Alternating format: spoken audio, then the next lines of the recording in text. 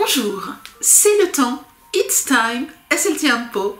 J'ai très souvent entendu cette phrase ces derniers temps, alors j'ai eu envie, comme cette phrase m'inspire, de réaliser une décoration sur ce thème.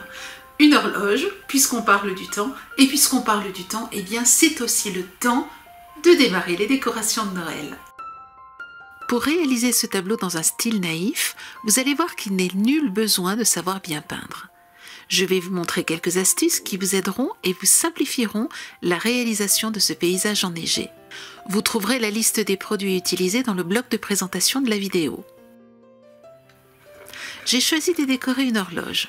Elle est en bois, elle est fournie avec son mécanisme et je commence d'ailleurs par enlever les aiguilles.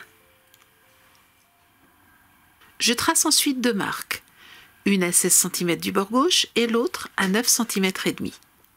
Puis je trace deux traits verticaux que je couvre d'adhésif. L'adhésif se place à l'intérieur de cette colonne ainsi dessinée. Je vais maintenant peindre mon support en bleu-gris. J'aime particulièrement ce bleu Blue Ribbon que je mélange à quantité égale à du gris clair Dove Grey. Je vous conseille d'en prévoir suffisamment pour ne pas devoir en refaire. Gardez l'excédent dans un gobelet à couvercle que vous trouverez dans notre boutique, car cette peinture vous permettra, si nécessaire, de corriger de petites erreurs. Je peins maintenant la partie gauche et droite de mon horloge. Vous le voyez, le pinceau n'est pas très chargé, et je pars de l'adhésif pour aller vers l'extérieur. Cela évite les bavures. Oups, j'ai fait quelques cochonneries au centre, mais vous allez voir que ce n'est pas grave. Je laisse bien sécher. Je place maintenant l'adhésif de l'autre côté du trait de départ, c'est-à-dire sur la peinture qui doit être bien sèche. Je peins l'intérieur de la colonne en blanc. Je prends de la peinture gris clair, je ne vous l'ai pas dit, mais ici je ne mets jamais d'eau, car la texture de ma peinture est idéale. Je mouille simplement mon pinceau puis le tamponne sur un papier absorbant avant de prendre la peinture. Je donne des coups de pinceau comme ceci et uniquement du côté gauche. Je recommence le même geste, mais cette fois-ci en fonçant mon gris avec du noir. Remarquez que je ne vais pas aussi loin que je l'ai fait pour le gris. Je termine avec le noir que je ne mets que sur le bord. Je trace cependant quelques marques plus longues. Et voilà, regardez, votre tronc a pris du relief. Je marque des traits noirs et j'utilise ici mon pinceau liner qui me permet de réaliser des traits très fins. Vous verrez que cette création ne comporte pas de difficulté si vous avez les bons pinceaux et la bonne peinture. Ici, vous ne cherchez pas à dessiner un trait parfaitement droit, car le tronc de l'arbre ne l'est pas. Je découpe les différents éléments de mon tableau et les place comme je le désire. J'aimerais maintenant vous montrer plusieurs manières de transférer vos dessins. Vous connaissez déjà la première, il suffit de redessiner le dessin au dos de la feuille avec un crayon à papier gras.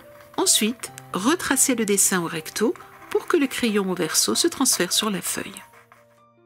Autre idée que je trouve ici plus pratique, découpez les motifs et utilisez le découpage comme un pochoir pour tracer les contours. Vous voyez ici que j'utilise un crayon de couleur blanc. Vous pouvez aussi utiliser un crayon à papier. Encore une idée, utilisez le découpage et peignez directement comme s'il s'agissait d'un pochoir. Cela ne vous empêche pas d'utiliser ensuite votre pinceau fin ou liner pour améliorer votre dessin. N'hésitez pas à jouer avec les épaisseurs de peinture, ce qui permet de créer un relief. Je peins ainsi tous les motifs en blanc. J'aimerais maintenant vous montrer comment peindre les oiseaux. Il y en a 3 qui se peignent exactement de la même manière. Je ne vous en montre donc qu'un. Pour peindre le contour et l'intérieur de mon oiseau en blanc, j'ai découpé mon papier et j'utilise la technique du pochoir. Je rajoute sur les branches des coups de pinceau tout d'abord avec de la peinture blanche. Puis je rajoute quelques touches de gris. Je termine par quelques touches de noir. Je procède de la même manière pour l'autre branche. Puis je retransfère les détails du dessin de l'oiseau.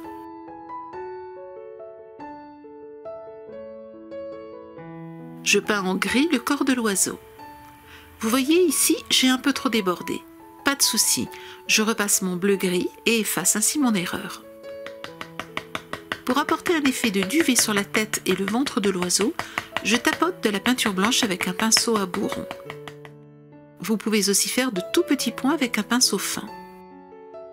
Pour marquer les ombres, je place un peu de peinture gris foncé, puis mouille légèrement mon pinceau pour diluer la peinture et créer un dégradé. Je place ensuite de la lumière en ajoutant quelques traits de peinture blanche. Je fais de petits points avec mon pinceau fin pour donner l'effet de laine douce et moelleuse sur le bonnet. Je peins le bonnet et l'écharpe en rouge. N'hésitez pas à faire plusieurs couches en laissant bien sécher chaque couche avant de passer la suivante. Maintenant que le plumage est bien sec, je termine en dessinant les contours sombres et clairs pour bien marquer les ombres et lumières et créer des reliefs.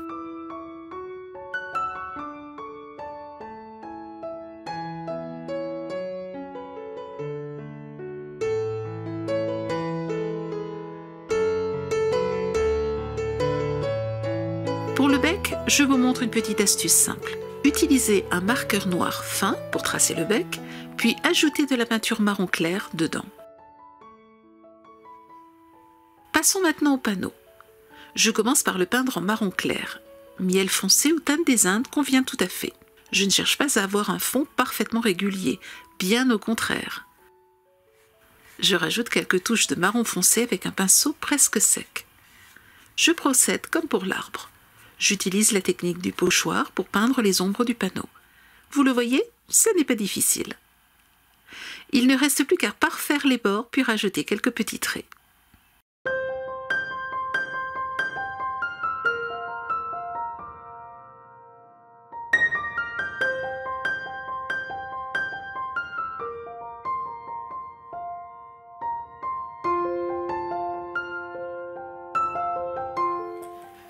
Les deux oiseaux sont peints comme celui que je viens de vous montrer. Je transfère le texte de mon choix. Celui que vous trouverez dans le patron est celui-ci. J'utilise mon liner pour peindre les lettres. Vous pourriez aussi utiliser un feutre de peinture acrylique que vous trouverez dans notre boutique.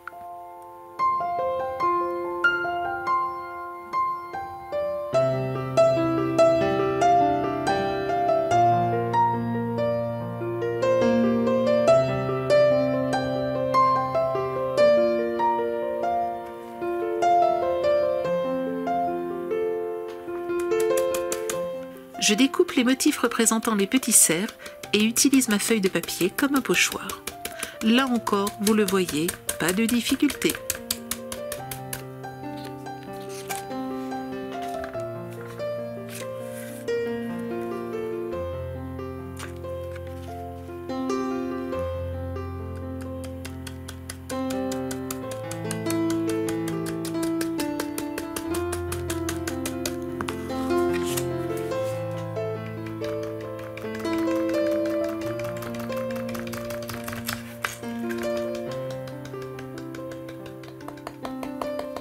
Passons maintenant à la boule de Noël. J'utilise toujours la technique du pochoir parce qu'elle est vraiment simple.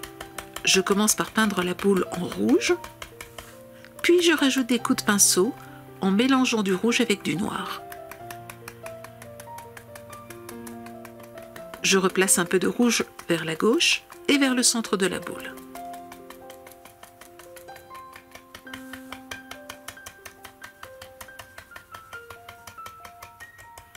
Et pour la lumière, j'utilise du jaune.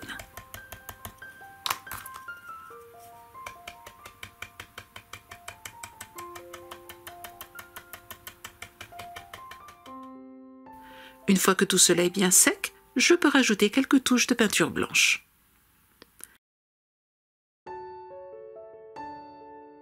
Je termine sur la droite de la boule par un liseré noir.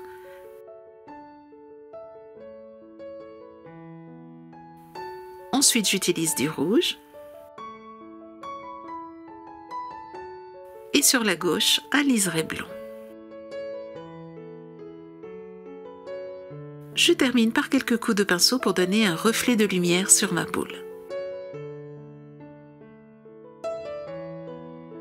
Je rajoute maintenant quelques détails, une petite ombre par ici, quelques baies rouges par là. La neige se met à tomber et vient envahir notre création.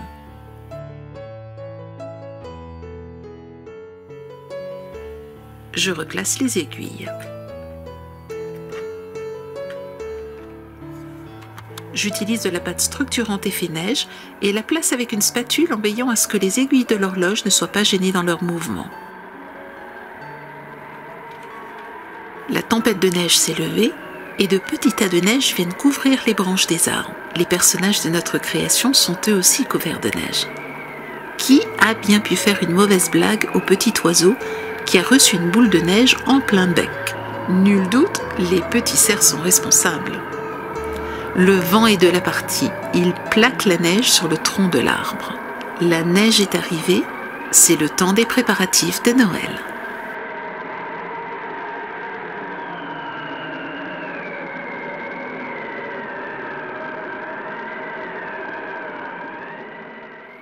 Vous avez aimé cet atelier? Alors vous aurez plaisir à retrouver tous les produits dans notre boutique. Je vous souhaite une très belle semaine créative et je vous dis à la semaine prochaine. Au revoir.